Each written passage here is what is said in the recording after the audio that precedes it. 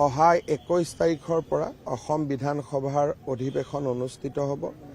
বিধায়কসকলে শপত গ্ৰহণ কৰিব আৰু আজি আমি কেবিনেটত বিধানসভা কেইদিন চলিব, কি কাৰ্যসূচী হ'ব গোটেইখিনি ঠিক কৰিম আৰু মন্ত্ৰীসভাৰ সম্প্ৰসাৰণ আদি বিষয়বোৰ আমি বিধানসভাত ঠিক পিছত হাতত ল'ম। অহা 21 তাৰিখৰ পৰা অসম বিধানসভাৰ অধিৱেশন অনুষ্ঠিত হ'ব।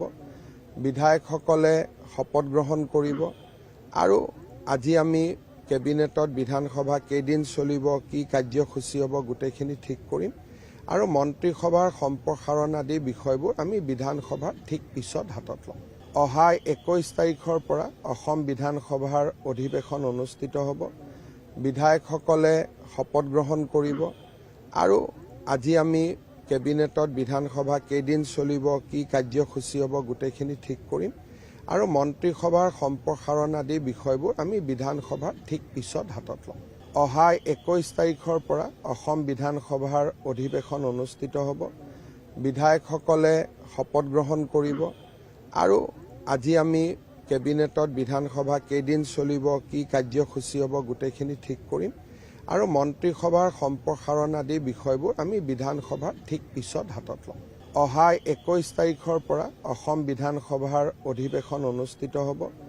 বিধায়কসকলে শপত গ্ৰহণ কৰিব আৰু আজি আমি কেবিনেটত বিধানসভা কেইদিন চলিব, কি কাৰ্যসূচী হ'ব গোটেইখিনি ঠিক কৰিম আৰু মন্ত্ৰীসভাৰ সম্প্ৰসাৰণ আদি বিষয়বোৰ আমি বিধানসভাত ঠিক পিছত হাতত ল'ম। অহা 21 তাৰিখৰ পৰা অসম বিধানসভাৰ অধিৱেশন অনুষ্ঠিত হ'ব। বিধায়কসকলে শপত গ্ৰহণ কৰিব আৰু আজি আমি কেবিনেটত বিধানসভা কেইদিন চলিব, কি কাৰ্যসূচী হ'ব গোটেইখিনি ঠিক কৰিম আৰু মন্ত্ৰীসভাৰ সম্প্ৰসাৰণ আদি বিষয়বোৰ আমি বিধানসভাত ঠিক পিছত হাতত ল'ম। অহা 21 তাৰিখৰ পৰা অসম বিধানসভাৰ অধিৱেশন অনুষ্ঠিত হ'ব। বিধায়কসকলে শপত গ্ৰহণ কৰিব আৰু আজি আমি কেবিনেটত বিধানসভা কেইদিন চলিব, কি কাৰ্যসূচী হ'ব গোটেইখিনি ঠিক কৰিম আৰু মন্ত্ৰীসভাৰ সম্প্ৰসাৰণ আদি বিষয়বোৰ আমি বিধানসভাত ঠিক পিছত হাতত ল'ম। অহা 21 তাৰিখৰ পৰা অসম বিধানসভাৰ অধিৱেশন অনুষ্ঠিত হ'ব। বিধায়কসকলে শপত গ্ৰহণ কৰিব আৰু আজি আমি কেবিনেটত বিধানসভা কেইদিন চলিব, কি কাৰ্যসূচী হ'ব গোটেইখিনি ঠিক কৰিম আৰু মন্ত্ৰীসভাৰ সম্প্ৰসাৰণ আদি বিষয়বোৰ আমি বিধানসভাত ঠিক পিছত হাতত ল'ম। অহা 21 তাৰিখৰ পৰা অসম বিধানসভাৰ অধিৱেশন অনুষ্ঠিত হ'ব।